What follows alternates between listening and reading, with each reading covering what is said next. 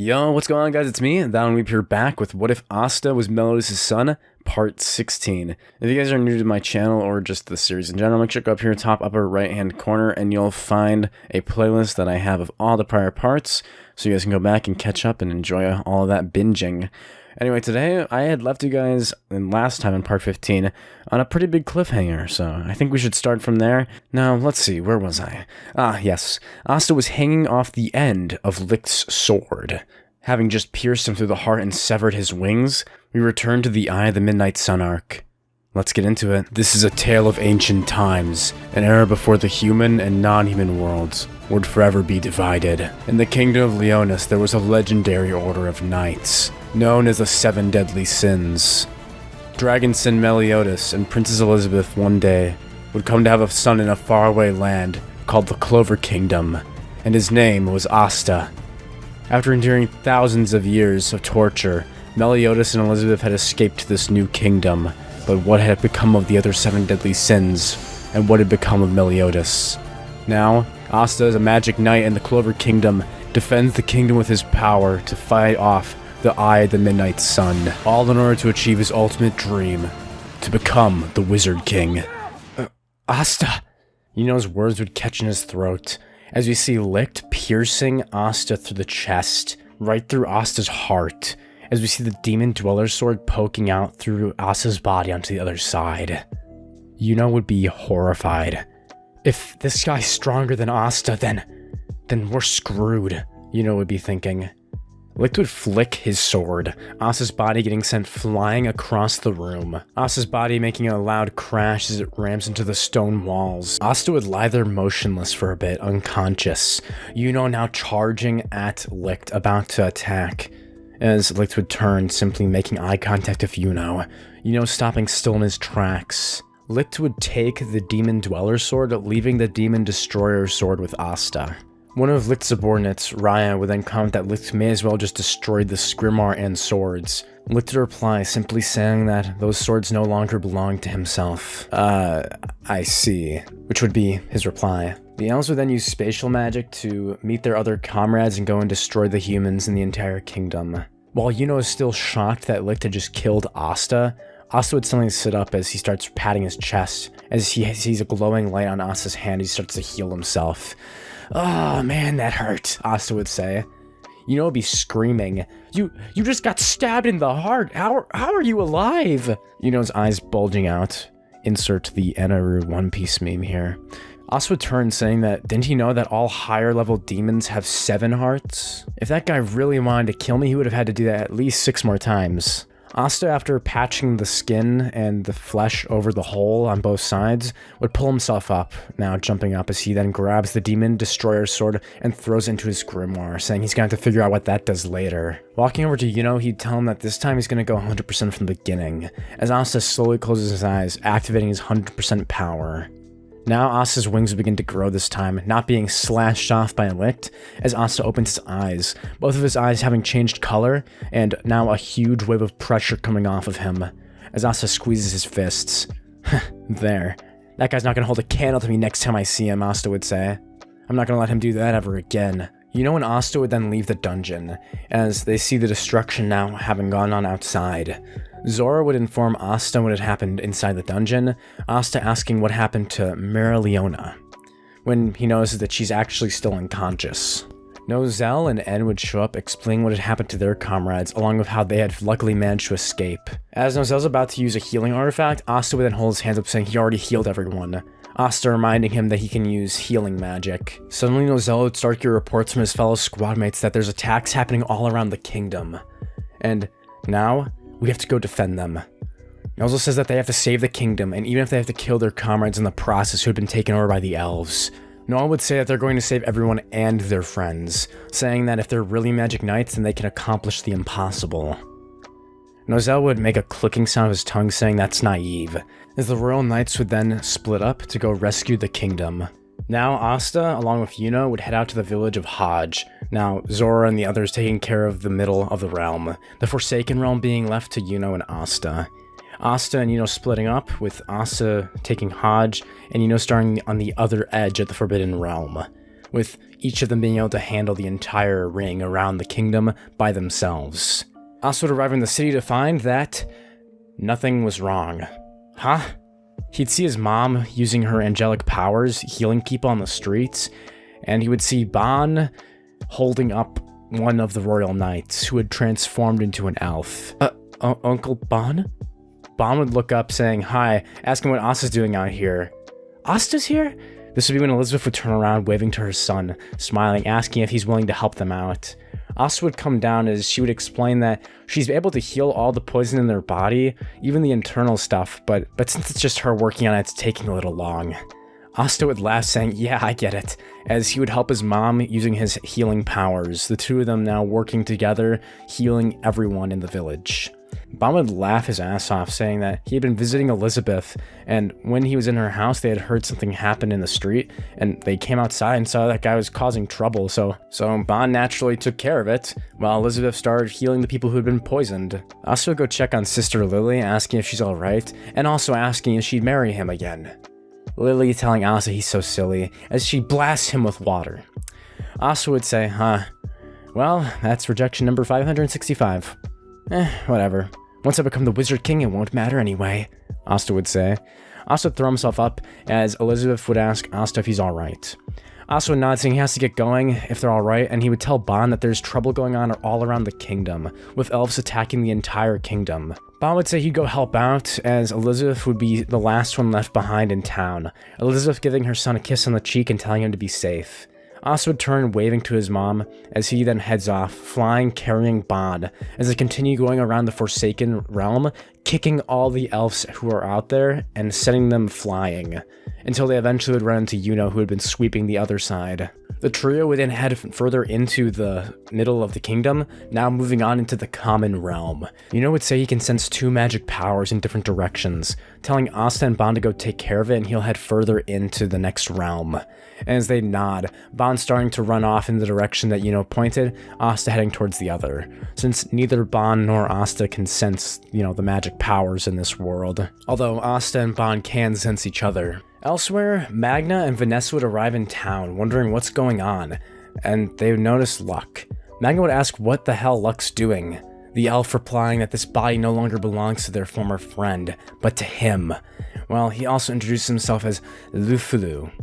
Lufulu charging, he'd miss both Magna and Vanessa, noticing Rogue. Rogue being the small red cat that Vanessa has that can change fate. Magna would then send numerous fireballs, flying at Luck.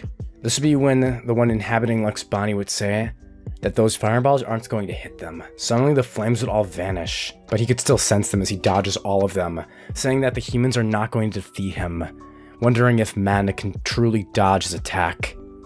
Vanessa would pull Magna out of the way, which Magna would take that opportunity to throw more fire. Luck saying that the fireballs aren't going to hit him, the fireballs suddenly explode.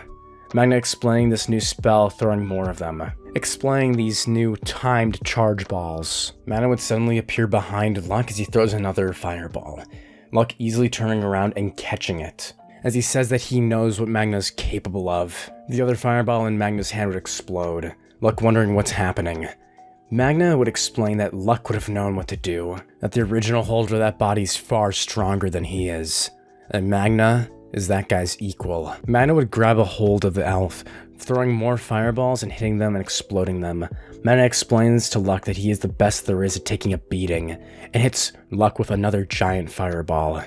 Magna then uses a huge spell of flame to restrain him, and explain how Luck will not be able to defeat him like this. Magna would say, "Give Luck back, now."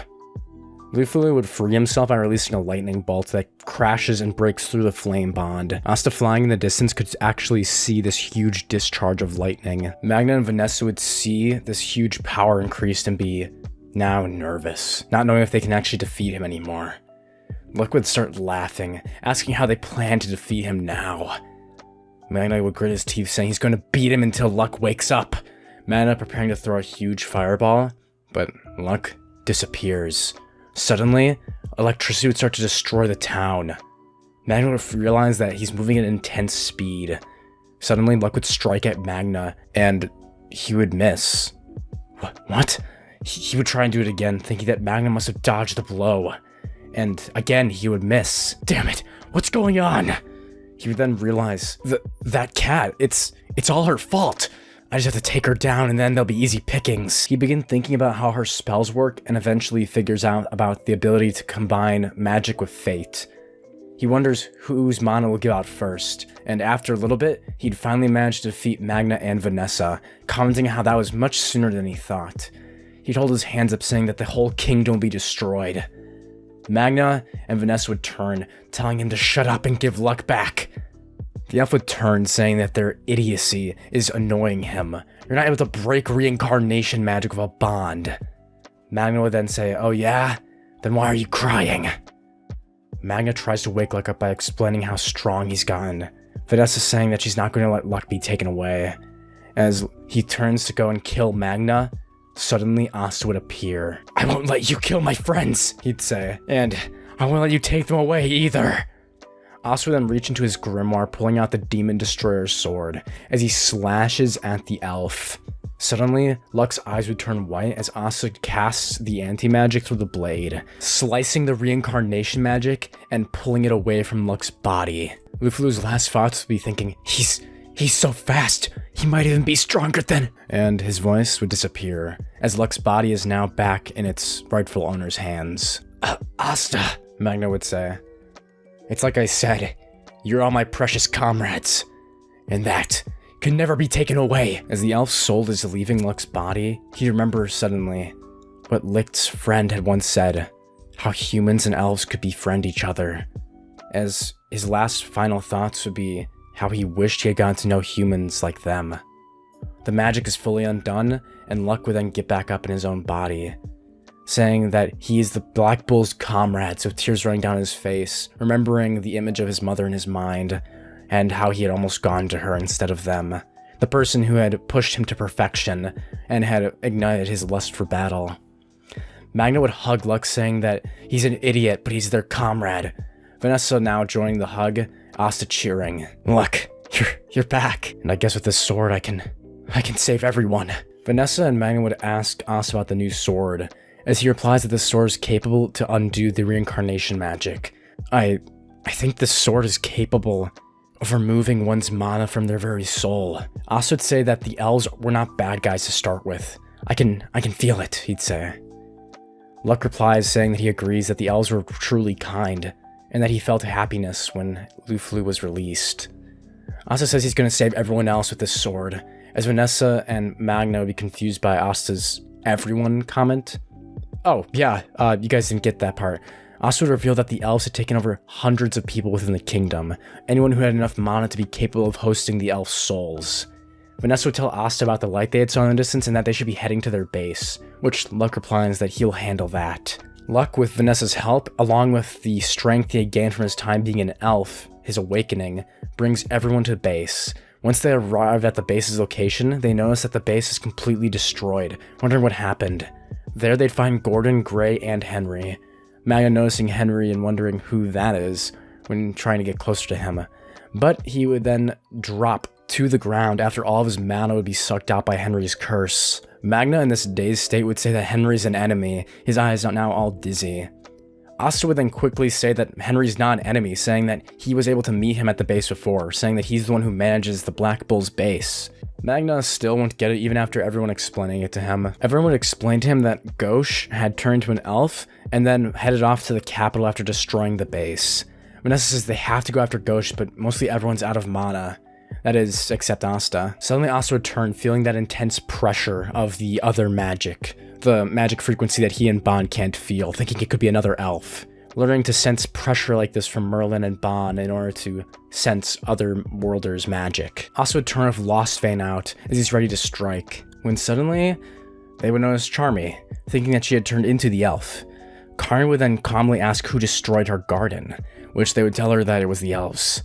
Charmy would be incredibly pissed off, as she says that they're gonna come with her to defeat the elves. When they all realize that they're out of mana, Charmy would turn, using her magic to create a chef to cook food, and tells them to eat it. Once they eat the food, they notice their mana begins to replenish. Charmy explaining that the spell is capable of restoring all the eater's mana. Asta would try eating it too, but it won't do anything since he doesn't have any of that mana from this world to begin with, so it's not like he can use it at all. Though, he would still thank her for the nutritious meal, saying that he does feel a bit better. While they're eating, everyone would then exchange information, revealing that Yami had gone to the Golden Dawn's base. Noelle had gone to the capital with her brother, and that Zora is a member of the Black Bulls. Henry would use his magic to reconstruct the base and transport everyone to the capital to go and save the kingdom. As the Black Bulls, literally, the Black Bulls base, charges towards the capital, Luck would sense that there are several elves in town ahead of them. 3 to be specific. One of the elves notices something's heading towards them, which another elf would use earth magic to create a huge wall. The Black Bull easily manages to dodge and break through the wall, surprising the elf. Henry arranges the base and attacks the elves, but the elves would then dodge, as rubble starts to fall on the citizens. Charmy and Vanessa would use their magic to save people, using clouds of sheep wool and threads in order to move them out of the way. Gray would use her magic to free all the citizens that are trapped by elves, using transformation magic to transform their bonds. The elves would all try to attack the base, but due to Vanessa's magic of fate, they would all miss. Magna, Luck, and Gordon would fire spells at the elves through enormous base cannons, which Henry can use to increase the power of a spell along with making sure that the spell would hit them. The elves would get angry as they prepare to fire a combined spell in order to harm the citizens, since they can't hurt the Black Bulls. At this point, Henry would then fire Asta out of a cannon as the elves shoot the spell out towards the city. Asta would land in front of the spell, Lost Fane out, as he swipes in front of him, a faint bell sound being heard as he then whispers, "Double full counter. Anti-magic full counter." Asta would combine the power of anti-magic coating Lost Fane as the blade turns black. Using both anti-magic and the spell full counter at the same time, Asta would reflect the power of the blast twice, effectively creating a combo spell that can do 3 times the damage of the original attack. Since full counter has a 2 times increase in power when it's reflected, and Asta's anti-magic can reflect the original blast, that's 3 times the amount of strength of that original combined spell. The 3 elves would be knocked unconscious in a single blow, all falling to the ground, barely clinging to life. Asta, realizing what's going on, quickly drops the blade as he runs over to them and starts using healing magic, not wanting to kill the original hosts. Once their bodies are away from almost death, Asta would use the Demon Destroyer sword as he then purges the reincarnation magic. Asta would pick up Lost Fane as he throws both swords back into his grimoire. He would tell the rest of the Black Bulls that the elves have been neutralized, saying they need to head now deeper into the capital. Almost as if on cue, suddenly 3 people would appear. This being Sally, Raids, and Valtos. "What do you want?" Asta would say. "You were the guy who attacked the whole capital city before and tried to kill people, right? And Fuengolion." Raids would say that he's going to use the Black Bulls for his revenge. Asta narrowing his eyes, saying that he could just take them all out right here instead.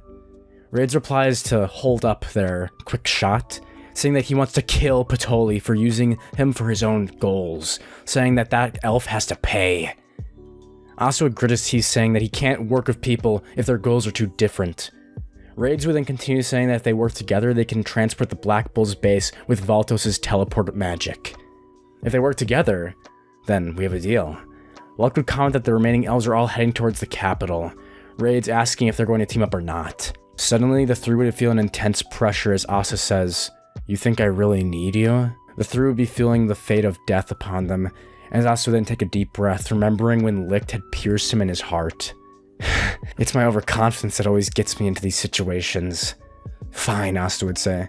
"We'll take your help, but you're gonna have to repay all the people you hurt by helping save the city and save the kingdom." The 3 would wonder if he was originally joking, when Asta says he's completely serious. And just like that, Asta basically threatens them and says if they don't work with him, he'll just kill them, showing off the perverted demon troublemaker vibe that his father Meliodas has, as they would be forced to work with them as they teleport the entire Black Bulls to the capital. Once they arrive, the city will be in ruins, and people will be wondering as they scream and cry if this is the end of the Clover Kingdom. As the Black Bull's base appears, people will be wondering what's going on, thinking that this might be the people to save us. Now, just a little quick flashback, we see Yami during the Reincarnation original incident, wondering what that magical presence is, but it's not an attack. Owen and Marks would suddenly appear before Yami, and a giant jellyfish, trying to attack Yami while he's unguarded. Yami would realize that these two's magic is way more powerful, as he realizes that these aren't his friends, that the elves had taken over them. They would notice that Yami was protecting Julius's corpse and comments on how they're going to desecrate it in front of Yami. Yami, hearing this, gets pissed at their comment charges, saying they're even more annoying than that Bond guy. An elf would comment about how this is going to make Yami way easier to hit, Mark's firing multiple arrows. Yami would counter them all with his katana, slicing them up, and destroys the jellyfish with his dark magic. As the elves are surprised by Yami's intense speed and movements, Yami would take this chance to knock them unconscious. Yami says that those elves were super powerful, even though Marks and Owen weren't even battle-type mages. When roses suddenly start to grab hold of the elves, and Charlotte appears, commenting about how her brethren were careless, and how they can rest within her magic for now. Yami realizes that this is not her, saying that she's been reincarnated by those elves too, huh? This isn't like Charlotte at all, Yami would say. The elf replies that she does not know him, but all humans must be eliminated. Yami would defend her rose thorn attack, as he comes across some citizens and tells them to get out of the way or she's going to kill them. Yami thinks about how he has to get rid of the roses or they're all going to be in trouble, remembering how he had saved Charlotte the first time that her magic had gone out of control. He'd realized that the roses are actually covering the elf's scent, but he'd still be able to manage to locate the elf's key. Yami launches a dark slash, thinking about how the elf's use of Charlotte's magic is way different from Charlotte, and that this defense has no openings. Yami thinks about how the elf is taking over Charlotte's body, her magic had returned to its original power. While he continues to attack and dodge the elf, Yami comments that Charlotte was able to make herself strong even though her magic was weakened by a curse, saying how pathetic it is that she's letting someone else control her body. Suddenly, Sol would show up, Charlotte's subordinate, and asks why Charlotte had attacked them. The elf replies for Sol not to speak to her so familiarly. Yami explained to Sol the situation that she had been taken over by an elf, and that he's going to take care of her. Yami tells Sol to go and take care of Julius's body, Sol saying that she'll be the one to free Charlotte instead, and telling him to go take care of the ex-Wizard King. She goes on to say that she'll make sure to wake Charlotte up even if she has to die. Yami would tell Sol to keep living for Charlotte's sake, saying that as a Magic Knight captain, no, as a friend, I'll take care of her for you. Now go, take Julius. Sol would cry thanking Captain Yami as she runs forward, grabbing Julius and getting out of the way. The elf would manage to surround Yami with thorns, but Yami then uses a dark magic spell to free himself, Yami closing the distance and trying to wake Charlotte up, by telling the elf what she's doing to her subordinates. The elf would move away saying that she acknowledges Yami's strength, and that she's going to use all of her power to kill him. Yami realizes how strong the attack is and prepares for it, saying that he has always acknowledged how strong Charlotte is. As the elf launches the spell, Yami says that she's not going to kill her as he destroys the entire spell. Sol would hide Julius's body by burying it underground using her earth magic, when she notices a surge of mana and worries about Charlotte. Meanwhile, back at the fight, the elf would think about how even though her spell was more powerful, Yami was able to cut her spell in half and destroy one of her gauntlets. The elf began to wonder if humans are actually capable of overturning the outcome of battles regardless of the mana quantity which they possess. The elf then thinks about how she has used way too much mana, and decides to retrieve the other two elves, saying that she'll have to deal with underestimating the humans later. As the elf heads out, she would notice Licht and the others are just arriving. Sol would ask Captain Yami what happened, as she's worried about Yami. Yami would then pull out of the rubble saying he's not done fighting yet. Yami notices her and asks what happened to Julius's body, saying she had hid it in a safe place. Sol then asks Yami what that was all about saving Charlotte, saying she just saw her flying away. Yami responds saying that next time they can fight together now that Julius was out of the way. But first off, we need to go save civilians. They would both agree with this, as they then leave the Golden Dawn's base to go and help civilians. Anyway, some stuff happens with the Crimson Lions, and it's revealed that Fungolian survived and is here, saving his little brother, and defeating the vice captain who had been an elf. After that short little synopsis, let's actually get back to the castle where the main conflict is now happening. Yami and Jack would save the king, defeating the two escaped convicts. Now at the Eye of the Midnight Sun's base, Patroli would arrive with a huge group of elves possessing Gauche and some other characters that we know. Ryan replying that Licht has not regained his memories yet and is currently asleep. Ryan also saying that the magic is incomplete as of right now, and that the rest are waiting inside. Patroli says that the humans are trying to fix all the members of the Golden Dawn, who says that the king is most likely dead. Anyway, once they place this final magic stone that's in their possession to the pedestal, they'll finally be reborn as elves, and then eradicate the humans to reclaim the calm, tranquil world for them. In the castle, Yami would comment how there are a bunch of tough ones inside the Eye of the Midnight Sun's base, Yami wondering where the rest of the magic knights are. If they lag any longer, then he's going to have to take them all out himself. At the Eye of the Midnight Sun's base, the elves would place the magic stone onto the door, as they prepare to use the spell to open the door to the realm of the dead, aka Purgatory and the home of the Demon King, being Asta's grandfather, the Demon King. If you guys liked this part 16, want to see part 17 for What If Asta Was Meliodas' Son, and the finale to the Elf arc, make sure to hit the like button, comment down below what you thought, and subscribe to my channel for more videos from me. I decided that I'm going to be starting to add a like system to videos, so if we can get this video to 100 likes, then I'll start working on the next video and try and get it out by next week, and stop cutting into this monthly thing with this series, which has been on trending now for a while. Anyway, the gist of it is, hit the like button and look forward to next time, where we see the realm of Purgatory finally being opened, as well as the beginning of the Dark Triad arc, which I guess in this version would be the Dark Quadrad. Anyway, I'll see you guys then. Bye.